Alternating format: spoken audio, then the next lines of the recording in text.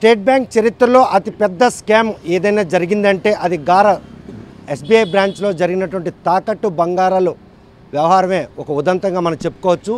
గత నెల 26వ తేదీన ఆ బ్యాంకులో తాకట్టు పెట్టిన బంగారు ఆభరణాలు విడిపించడానికి వెళ్ళిన కక్షిదారులకి అక్కడ ఆడిట్ జరుగుతుందన్న నెపం చెప్పి రోజుల తరబడి డబ్బులు కట్టినా కూడా తాకట్టు పెట్టిన ఆభరణాలు ఇవ్వకుండా తిప్పినటువంటి ఉన్నతాధికారులు మాత్రం క్రమేణా ఆ విషయం జట్లం కావడంతో ఈరోజు తాకట్టు పెట్టినటువంటి 89 బ్యాగుల బంగారు ఆభరణాలని చోద్యం చేసి ఇతర ప్రైవేట్ బ్యాంకుల్లో తాకట్టు పెట్టారన్న విషయం మాత్రం ఆలస్యంగా వెలుగు చూసింది.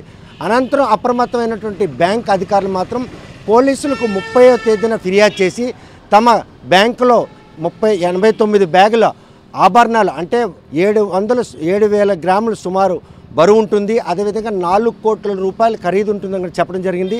దాంతో రంగంలో దిగినటువంటి పోలీసులు మాత్రం ఈ తాకట్టు బంగారాన్ని ఏ ప్రైవేట్ బ్యాంకుల్లో పెట్టారు అన్న విషయంలో ఆరా తీయగా అనంత కాలంలోనే ఇటు ఆమదాలవలస శ్రీకాకుళం 2 పట్టణాల్లో కూడాను ప్రుడెన్షియల్ బ్యాంక్ అదేవిధంగా సిబిఐ బ్యాంక్ ఈ 2 బ్యాంకుల్లో కూడాను ఈ బంగారు ఆభరణాలను తాకట్టు పెట్టిన విషయం తెలిసిన పోలీసులు వెంటనే ఆ బ్యాంకు నుండి రుణం తీసుకున్న విషయాన్ని కూడా పక్కన పెట్టి ఆభరణాలు అయితే రికవరీ చేశారు. కానీ ఆ రికవరీ చేసిన ఆభరణాలను ప్రస్తుతం కోర్టులో సబ్మిట్ చేసినటువంటి పోలీసులు ఆ కక్షిదారులు మాత్రం ఆ ఆభరణాలు తమ చేతికి ఎప్పుడు వస్తామని ఒక ఆందోళనలో ఉన్నారు. ప్రస్తుతం ఆ కక్షిదారులు ఉన్నారు. ఈ స్కామ్ వెనుక మొత్తం 9 మంది నిందితులు చేసిన పోలీసులు ప్రధాన నిందితురాలైనటువంటి ఇన్ఛార్జ్ డిప్యూటీ మేనేజర్ స్వప్నప్రియ ఆత్మహత్య, అదేవిధంగా దుండగుల చేతిలో గాయపడినటువంటి సురేష్ తోటి ఉద్యోగి కూడా పోలీసులు అరెస్ట్ చేయడం, దీంతో పాటు 7 ప్రైవేట్ వ్యక్తులను కూడా అరెస్ట్ చేశారు. ఈ బంగారు తాకట్టు పెట్టిన విషయంలో 7 ముద్దాయిల్ని జైల్లో పెట్టినటువంటి పోలీసులు ఆ ఆభరణాలు బయటికి తెచ్చేందుకు ఎటువంటి ప్రయత్నాలు ఎస్బీఐ బ్యాంక్ అధికారులు చేస్తున్నారు. ఆది నుండి ఎస్బీఐ బ్యాంక్ అధికారుల నిర్లక్ష్యం ఒక బ్యాంకు ఉద్యోగిని ఆత్మహత్యతో పాటు ఆ కక్షిదారులకు ఆ బ్యాంకు పైన నమ్మకాన్ని కూడా పూర్తిగా నీరుగార్చే విధంగా వ్యవహరిస్తున్నారు. ఈ విషయంలో కక్షిదారుల్లో నెలకొన్నటువంటి ఆ అనిశ్చిత ఏంటి, బ్యాంక్ అధికారులు ఆ కోర్టులో ఉన్నటువంటి ఆభరణాలు బయటికి తెచ్చేందుకు ఏమైనా ప్రయత్నం చేస్తున్నారా లేదా అనే విషయం వార్తలు మాట్లాడి తెలుసుకుందాం. చూస్తే కనుక ఈ తాకట్టు పెట్టిన బంగారం వ్యవహారం విషయంలో మాత్రం ఆది నుండి ఒక భయం ఉండేది, రికవరీ అయిన తర్వాత ఒక భరోసా కలిగింది. కానీ ఆ బంగారం ఇప్పుడు ప్రస్తుతం న్యాయస్థానంలో ఉంది, అది మీ బ్యాంకులో పోయింది, బ్యాంక్ అధికారులు దాన్ని ఇడిపించి మీకు ఇవ్వాల్సిన బాధ్యత ఉంది. ఇప్పటి వరకు 6 రోజులు కావస్తారు. ఎందుకు వాళ్ళు అసలు ఈ విషయంలో ఆది నుండి కూడా బ్యాంకు ఉన్నతాధికారుల వైఖరి ఏదైతే ఈ స్కామ్ విషయంలో ఎలా ఉండేది? అసలు ఫస్ట్ నుంచి కూడా ఉన్నతాధికారులు బ్యాంకు ఉన్నతాధికారులు అయితే మాత్రం ఫస్ట్ నుంచి కూడా వాళ్ళ తాలూకా నిరీక్షణ అనేది మాకు బాగా కనిపిస్తుంది. ఎందుకంటే ఫస్ట్లో మేము చెప్పాం, అసలు ఇంత పెద్ద మొత్తంలో భారతీయ స్టేట్ బ్యాంక్ అంటే చాలా పెద్ద బ్యాంకు, ఈ స్కామ్ అనేది 7 కోట్ల రూపాయలు బంగారం స్కామ్ జరగడం అంటే అది మామూలు ఆసామాసం కాదు. కనీసం ఒక గ్రాము కూడా మనం తీయలేని పరిస్థితి, అలాంటి సేఫ్ ఉన్న బ్యాంక్ అది. ఆ బ్యాంకులో ఇంత పెద్ద ఎత్తున జరిగేటప్పుడు అసలు ఉన్నతాధికారులు ఎంత బాగా స్పందించాలంటే అసలు అక్కడికి రావాలి, ఉన్నతాధికారులు వచ్చి ఖాతాదారులకి మేము ఉన్నామని ఒక భరోసా ఇవ్వాలి. కానీ ఇప్పటి వరకు కూడా పోలీసు వారు అలాగే ఇక్కడ జిల్లా ఎస్పీ మేడం గారు ఒక బృందాన్ని ఏర్పాటు చేసి ఆ టీంని పంపించి ప్రైవేట్ బ్యాంకులో కుదవపెట్టిన బంగారాన్ని వాళ్ళు వెళ్ళి పోలీసులు వెళ్ళడం వాళ్ళు జడిసి ఇచ్చేశారు. వాళ్ళు అక్కడ పోలీసు వ్యవస్థ మాత్రం బాగా న్యాయం చేసింది. కానీ తరువాత వాళ్ళ పని అంటే న్యాయస్థానానికి ఒప్పచెప్పారు. న్యాయస్థానంలో ఈ బంగారం వీళ్ళు ఎలా తీసుకొస్తారు అనేది ఖాతాదారులకు ఇప్పుడు భయంగా ఉంది. చాలామంది ఏం చెప్తున్నారు, 2 సంవత్సరాలు పడుతుంది, 3 సంవత్సరాలు పడుతుంది, అలాగే ప్రైవేట్ బ్యాంక్ దగ్గర వీళ్ళు డబ్బులు ఇవ్వకుండా తెచ్చేశారు, వాళ్ళు కోర్టులో కేసు వేస్తారు, మరి మీ బంగారం రాదు అని చెప్తుంటే మాకు అసలు బ్యాంక్ అధికారులు దీని గురించి ఎలాంటి చర్య తీసుకుంటారా, అసలు తీసుకోరా, మా బంగారం మా చేతికి వస్తుందా రాదా, ఇది ఒక కలలా ఉండిపోద్దా అనే భయం అయితే మాకుంది. చూస్తే ఆది నుండి కూడా నిర్లక్ష్యం వహించినటువంటి బ్యాంక్ ఉన్నతాధికారులు ఈవేళ మీరు చూసినటువంటి ఏదైతే ఇన్ఛార్జ్ డిప్యూటీ మేనేజర్ స్వప్నప్రియ విషయంలో మీరు కూడా ఖాతాదారులు చాలా రోజులు పరిచయం ఉంటుంది, ఆమె హత్య అన్నటువంటి అనుమానాలు కూడా తలెత్తాయి. ఎందుకంటే ప్రధాన నిందితులందరూ కూడా ఈరోజు జైల్లో ఉన్నారు. ఆ ప్రైవేట్ బ్యాంకులో డబ్బులు తీసుకుని వాళ్ళే పోలీసులు తేల్చి చెప్పారు.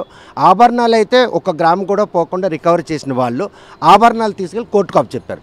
సో ఈ ఉదంతంలో మొదటి నుండి ఉన్నతాధికారులు బ్యాంక్ ఉన్నది స్పెసిఫిక్గా ఆ సిబ్బంది ప్రాణాలు పోయినాయి, ఆ సిబ్బంది మీద దాడి జరిగినా కూడా కనీసం స్పందించకపోవడంతోనే కక్షిదారులో ఈరోజు ఈ అపనమ్మకం కొన్నట్టుకుందా? 100% ఉంది. ఎందుకంటే స్వప్నప్రియ గారు, నేను 4-5 సార్లు బ్యాంక్కి వెళ్ళాను, ఆవిడ ధైర్యంగానే బ్యాంకులో ఆవిడే మొత్తం తానే చేసేది ఏ కార్యక్రమాలైనా. ఆవిడ ఒక మగాడిలా వ్యవహరించింది తప్పించి ఒక ఆడదానిలా కాకుండా అంత ఆత్మహత్య చేసుకున్నంత పిరికిదే అయితే కాదు. అలాగే మొన్న చూసాం, మేము ఆర్టీవీలో చూసాం, సురేష్ అనే ఆయన బ్యాంకు ఆయన ఇంటర్వ్యూ చూసాం. ఆయన స్వయంగా వెళ్ళి లొంగిపోయారు. ఆయన చెప్పారు, స్వప్నప్రియ ఆత్మహత్య చేసుకోలేదు, అంత పిరికిదే కాదు, నేను ఆవిడతో సంవత్సర కాలం పాటు పనిచేస్తున్నాను, ఇది ఎవరో కావాలని చంపేశారు, చంపేసి ఇది నా మీద తొయ్యాలని చెప్పి చంపేశారనే ఆయన డైరెక్ట్గా చెప్పాడు. కనుక మరి దానిపైన మరి పోలీసు తీరు కానీ వాళ్ళ ఏంటనేది మాకు తెలియదు. అదేవిధంగా సురేష్ మీద దాడి చేసిన విషయంపై కూడా బ్యాంక్ ఉన్నతాధికారుల వ్యవహారం ఎలాగుంది? సురేష్ ప్రాణభయంతో పరారైపోయి తనంతగా తాను వచ్చి లొంగిపోయాడంటే ఈ స్కామ్తో తనకేమీ సంబంధం లేదని ఆయన వాంగ్మూలం కూడా. ఆ విషయంలో బ్యాంక్ ఉన్నతాధికారుల పనితీరు, బ్యాంక్ ఉన్నతాధికారుల పనితీరు అయితే ఫస్ట్ నుంచి కూడా మాకు డౌటే సార్. ఎందుకంటే ఇక్కడ తోటి బ్యాంక్ ఎంప్లాయ్ ఆయన ఆడిట్ ముగించుకొని తిరిగి వస్తుంటే ఒప్పంగి దగ్గర, అదే శ్రీకాకుళం నియరెస్ట్గా ఎక్కడో ఆయన పైన అటాక్ చేశారు. అటాక్ చేసినప్పుడు ఆయన రూరల్ పోలీస్ స్టేషన్లో కంప్లైంట్ పెట్టారు. ఇంతవరకు ఎవరు అటాక్ చేశారు అనేది కూడా ఇంతవరకు కనుక్కోలేదు. అలాగే ఒక బ్యాంక్ ఎంప్లాయ్పై దాడి జరిగినప్పుడు అసలు ఎందుకు దాడి జరిగిందని బ్యాంక్ అధికారులు, అసలు పోలీస్ డిపార్ట్మెంట్కి అసలు ఎందుకు దాడి జరిగింది, ఎవరు చేయించారు అనేది ఇంతవరకు అది ఏమీ తెలియదు అనమాట. అటాక్ చేయించింది మాత్రం స్వప్నప్రియకి సంబంధించిన ఆమె మాత్రం ఈ బంగారు ఆభరణాలు చోద్యం చేసింది అనే విషయం బ్యాంక్ మేనేజర్ స్వయంగా తన ఛాంబర్లోకి సురేష్ని పిలిచి సీసీ ఫుటేజ్ చూపించడం జరిగింది. అలా ఉన్నప్పటికి కూడాను ఈరోజు ఆ రోజు కనుక బ్యాంక్ ఉన్నతారు స్పందిస్తే ఏదైతే రికవరీ బంగారం ఇది ఫైండ్ అవుట్ అయిన తర్వాత నేనుగా తెచ్చి ఇస్తాను 5 బ్యాగులు ముందు ఇచ్చి తక్కినటువంటి మిగిలిన బ్యాగులు కూడా ఇస్తే ఇన్ రిటర్న్కి ఇచ్చినప్పుడు కూడా అధికారులు ఆమెను కనుక సంరక్షించగలిస్తే ఆవిడ ఈరోజు భూమి మీద ప్రాణాలతో బతుకుంటుంది. సార్, దేశ చరిత్రలో ఎక్కడ కూడా ఏ బ్యాంకులో కూడా ఒక దొంగగా బంగారం పోతే వాళ్ళ సోదరుని తీసుకొచ్చి బ్యాంకులో కూర్చుని పెట్టి లెటర్ రాసి ఏదో 5-10 రూపాయలండి నేను తెచ్చి రేపు వచ్చి జోబులో పెట్టేస్తాను అనడానికి సుమారు 7 కేజీల బంగారం, అలాగే 4 కోట్ల పైచిల్లర డబ్బులుంటే ఆ రోజు బ్యాంకు నిర్లక్ష్యంగా, అంటే వీళ్ళు ఎవరో పెద్దోళ్ళ హస్తం లేకపోతే నువ్వు వెంటనే ఆ రోజే స్వప్నప్రియని పట్టుకొని పోలీస్ స్టేషన్లో సరౌండ్ చేస్తే ఈరోజు స్వప్నప్రియ చనిపోయి ఉండేది కాదు. ఈరోజు ప్రతి ఒక్క ఖాతాదారుడు కూడా ధైర్యంగా ఉండేవాడు. ఇదేదో మాఫీ చేయాలన్న ఉద్దేశంతో ఆ రోజు స్వప్నప్రియకి బ్యాంకుకు తీసుకొచ్చి సెలవుపై పంపించారు. అదనమాట చాలా తప్పు పని. ఎందుకు బ్యాంక్ సిబ్బంది అసలు ఎవరైనా ఒక దొంగకి సెలవుపై ఇంటికి పంపిస్తారండి? అక్కడే అనమాట బ్యాంకు సిబ్బంది నిర్లక్ష్యం అనేది తెలిసింది. ఒక ఖాతాదారులు కొన్ని లక్షలు, వేల మంది, కోట్ల మంది ఉంటారు స్టేట్ బ్యాంక్కి. ఈ ఉద్దాంతంతో ప్రతి ఒక్కరు కూడా స్టేట్ బ్యాంక్ అంతా జడుస్తున్నారు. ఇన్ని కథనాలు వస్తున్నా కనీసం ఈ సిబ్బంది అనే వాళ్ళు కనీసం వచ్చి ఖాతాదారులకు భరోసా ఇవ్వకపోవడం అనేది ఆశ్చర్యకరంగా ఉంది. అలాగే వాళ్ళు ఈరోజు నిన్న ఈ బంగారం దొరికింది మేము భరోసాగా ఉంటామని ఒక పత్రికా ప్రకటన కానీ అలా ఏమి లేవు. అసలు ఖాతాదారులకు వచ్చి అక్కడ బ్యాంక్ దగ్గర టెంట్ వేసి మేము భరోసా, బ్యాంక్ భరోసా, ఇక్కడ ఎంప్లాయీస్ కాదు అని ఆ భరోసా కూడా వీళ్ళు ఎవరు ఇవ్వట్లేదు. అదనమాట మాకు స్టేట్ బ్యాంక్ సిబ్బందిపై మాకు నమ్మకం కలగడం లేదు అంటే ఈ కారణాల వల్లనే. చూస్తే కనుక ప్రస్తుతం మాత్రం ఈ బంగారు ఆభరణాలు ఏవైతే ఉన్నాయో అన్ని 3 ప్రైవేట్ బ్యాంకుల్లో పెట్టారు. బంగారు ఆభరణాలు అయితే రికవరీ అయినాయి. వాళ్ళు కూడా 4 కోట్లు సుమారు అప్పు ఇచ్చారు. ఆ అప్పు కోసం కనుక ఆ ప్రైవేట్ బ్యాంకులు ఈరోజు ఒత్తిడి చేస్తే మీకు ఎంతమంది ఖాతాదారులు, ఈ కక్షిదారులు ఉన్నారో వారి బంగారు ఇప్పుడప్పుడే కోర్టు నుండి బయటకు వచ్చి మీ చేతుల్లో వచ్చే అవకాశం కనిపిస్తుందా? మాకు ఆ అవకాశం కనీసం కనిపించట్లేదు సరికదా. ఖాతాదారులకి bank main actors, regional manager కానీ ఎవరు కానీ మీకు మేము తెస్తాము మీరు ధైర్యంగా ఉండండి అని చెప్పట్లేదు. ఏదో 8వ తేదీ తర్వాత ఇస్తూనే రఫ్గా ఆ రోజు ఒక మాట చెప్పి ఖాతాదారులకు ఏదో శాంతి చెప్పి వెళ్ళిపోయారు తప్పించి ఈ రోజు వరకు కూడా మాకు ఆ ధైర్యం కల్పించే పరిస్థితి కనబడడం లేదు. ఎందుకంటే కోర్టుకు వెళ్తే దాన్ని డబ్బులు కట్టడం ఎవరు, ఏడు సంగతి అనేది మాకు ఈ వేళ కూడా తెలియదు. అందరూ నాకేడిపోయింది అనే ఉద్దేశంతో ఉన్నారు. ఇదే కానీ జరిగితే మరొక 2-3 రోజుల్లో మేము చూసుకుని ఖాతాదారులు అందరూ కూడా బ్యాంకును ముయ్యించే పరిస్థితిని తెస్తామని చెప్పేసి మీ ద్వారా తెలియజేస్తాను. వాళ్ళు కూడా అదే పనిలో ఉన్నారు. ఖాతాదారులు అందరూ కూడా ఏమైనా వాళ్ళ సహనం కోల్పోయి తమపైకి వస్తే లీగల్ అప్రోచింగ్కి వెళ్ళడానికి ఎస్బీఐ బ్రాంచ్ అధికారులు చూస్తున్నారు. శ్రీకాకుళం రీజనల్ మేనేజర్ కూడా అదే థాట్లో ఉన్నారు. ఇప్పటి వరకు మీ సమయం డబ్బు ఆభరణాలు పెట్టినాం, డబ్బులు ఇచ్చినా కూడా తిరిగి ఇచ్చే పరిస్థితి. మీ తల పేషెన్స్ని పరీక్షిస్తున్నటువంటి బ్యాంక్ ఉన్నతాధికారులు ఈరోజు కోర్టు నుండి ఆభరణాలు తెచ్చే విషయంలో 1 వారం రోజులు కావస్తూ ఉంది. 8వ నెల అన్నారు ప్రధాన నిందితురాలు స్వప్నప్రియ ఆత్మహత్య చేసుకుంది. ఇంకొక బ్యాంక్ ఎంప్లాయ్ కూడా 7గురు ఈ ఆకృత్య పాల్పడ్డారు.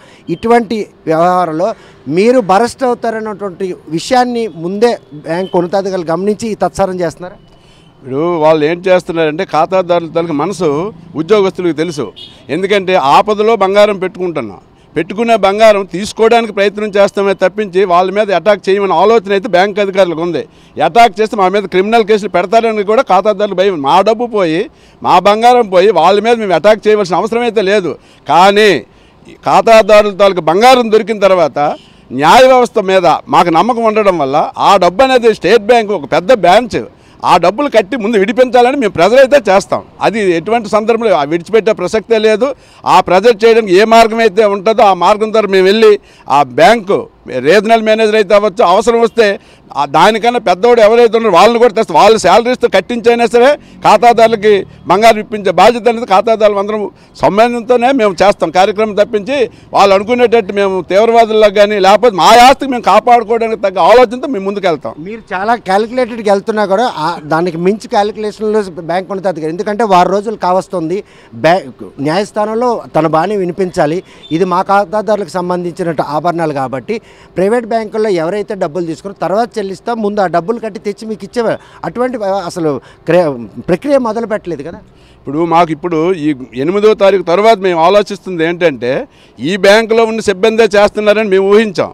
బ్యాంకులో జరుగుతున్నటువంటి ఈ మధ్యకాలంలో ఎప్పుడైతే ఖాతాదారుల తాలూకు బంగారం పోయిందని మేము వెళ్తే బ్యాంక్ సిబ్బంది మీద దాడి జరిగినా బ్యాంక్ సిబ్బంది ఎవరి మీద అయితే మేమంతా అనుమానించి చేసాం, ఆవిడ సూసైడ్ చేసుకుందో చంపేశారు మాకు తెలిసినప్పటికి కూడా బ్యాంక్ వాళ్ళు అంటే ఆరంభం నుంచి మీద అధికారులు ఎందుకు పట్టించుకోవట్లేదు అంటే ఈ వ్యవస్థలో ఈ కార్యక్రమంలో వాళ్ళకి ఏమైనా పాత్ర ఉందని ఇప్పుడు మా ఖాతాదారులకు అనుమానం వస్తుంది. రేపు రోజు ఏమైనా చేయకపోతే ఈ బ్యాంక్ సిబ్బంది కాదు, బ్యాంకులో పనిచేస్తున్న మెయిన్ హెడ్ దగ్గర నుంచి ఆరంభం వరకు కూడా ఖాతాదారుల మంది కలిసి అవసరం వస్తే కోర్టుకు వెళ్ళే పరిస్థితి కూడా వస్తుంది. వాళ్ళు కూడా తక్షణమే స్పందించాలి. లేకపోతే కోరుకునేది కదా కోర్టే తత్సారమే వారికి కావాలి. ఎందుకంటే ప్రైవేట్ బ్యాంక్ దగ్గర తెచ్చినటువంటి 4 కోట్ల రూపాయలు జైల్లో ఉన్నటువంటి ఎవరైతే నిందితులు వారు బయటకు వచ్చిన తర్వాత వారి దగ్గర రికవరెన్స్ కట్టించడానికి ఎస్బీఐ బ్యాంక్ చూస్తుంది, కానీ ఖాతాదారుల బంగారం తేయడానికి మాత్రం డబ్బులు తీయడానికి ప్రయత్నించడం లేదు. మేము కూడా ఆ ఉద్దేశంతోనే ముందుకు వెళ్తున్నాం. ఎందుకంటే మేము ఏమాత్రం అలజడి చేస్తేనే పోలీస్ కేసు పెట్టి పోలీస్ కేసు ఉన్నంత వరకు ఖాతాదారులకు బంగారం ఇవ్వమని ఆలోచన వాళ్ళకు ఉంటుందని తెలుసుకునే మేము అతి జాగ్రత్తగా వెళ్తున్నాం. ఏది ఎలాగున్నా బ్యాంకులో ఉన్న డిపాజిట్స్ కానీ లాకర్లో ఉన్న బంగారం కానీ ఇంకా రాబోయే రోజుల్లో వ్యాపారాన్ని కూడా ముందు తగ్గించే పరిస్థితి చేస్తే ఇక్కడ ఒక మా బ్రాంచే కాదు జిల్లాలో ఉన్నటువంటి అన్ని స్టేట్ బ్యాంకుల్లో కూడా ఈ రకమైన పరిస్థితి జరుగుతుంది. ఖాతాదారులందరూ జాగ్రత్తగా ఉండాలని ఇండికేషన్ అయితే మేము మాత్రం పత్రికాముఖంగా అన్ని ద్వారా ఇస్తాం. మాకు ధైర్యం కావాలంటే ఆరంభం పత్రికాముఖంగా ఆయన ఒక స్టేట్మెంట్ ఇవ్వాలి, ఖాతాదారుల తాలూకు బంగారం మేము తెచ్చిస్తే అది మా స్టేట్ బ్యాంక్ భరోసా తప్పించి ఉద్యోగస్తులు కాదని చెప్పేటటువంటి పరిస్థితులు తేవాలని చెప్పి మేము ఆలోచిస్తున్నాం. ఇంకా కనుక ఏదైతే గార ఎస్బీఐ బ్రాంచ్లో తాకట్టు పెట్టిన బంగారు ఆభరణాలు ఉన్నాయో అవన్నీ కూడాను శ్రీకాకుళం ఆమదాలతో సిఎస్బి బ్యాంక్ 3 శాఖల్లోనూ అదేవిధంగా ప్రుడెన్షియల్ బ్యాంక్ ఒక ప్రైవేట్ బ్యాంక్ దీంట్లో కూడా పెట్టడం జరిగింది. పోలీసులు అయితే పోయినటువంటి బంగారు ఆభరణాలు రికవరీ చేశారు, కానీ ఆ ప్రైవేట్ బ్యాంకుల నుండి డబ్బులు తీసుకున్న వారి ప్రస్తుతం నిందితులుగా ఉన్నారు కాబట్టి వారు కనుక బయటకు వస్తే వారి నుండి రికవరీ చేసి ఆ మొత్తాన్ని అక్కడ కట్టిపించి ఈ ఆభరణాలు బయటికి తెచ్చేందుకే ఎస్బీఐ అధికారులు తత్సారం చేస్తున్నారే తప్ప కక్షదారుల మనోభావాలకు అనుగుణంగా ఈరోజు ఆభరణాలు బయటికి న్యాయస్థానం తెచ్చి వారికి ఇచ్చేందుకు మాత్రం ఎటువంటి ప్రయత్నాలు కూడా చేయడం లేదు మాత్రం వారు ఆవేదన వ్యక్తం చేస్తున్నారు. డే 1 నుండి కూడాను బ్యాంకు ఉన్నతాధికారుల నిర్లక్ష్యం కారణంగా ఈరోజు ఆ bank incharge deputy manager Swapnapriya ఆత్మహత్య, అదేవిధంగా తోటి ఉద్యోగిపై సురేష్పై దాడి జరిగినా కూడా దాడి చేసిన నిందితులను పట్టించుకోవడం విషయంలో పోలీసులకు ఎందుకు ఉన్నతాధికారులు నెగోషియేట్ చేయలేదు అన్న ఒక ప్రశ్న కూడా తలెత్తుంది. ఈ స్కామ్లో మాత్రం ఆ బ్యాంకులో పనిచేసిన ఇంటి దొంగలే కాకుండా వారికి బ్యాంకు ఉన్నతాధికారి అంటే జిల్లా స్థాయి అధికారుల తాలూకు అండదండలు ఉండబట్టే ఈ తత్సారం జరుగుతుందని మాత్రం అనుమానం వ్యక్తం చేసి ఈ అనుమానం కనుక బలంగా మాకు కనుక అనిపిస్తే జిల్లాలో ఉన్నటువంటి స్టేట్ బ్యాంకుల్లో ఉన్న ఖాతాదారులందరూ కూడాను తమ ఖాతాలు మూయించి అదేవిధంగా కార్యకలాపాలను నిలిపే విధంగా తమ కార్యాచరణ రూపొందించబోతున్నాం.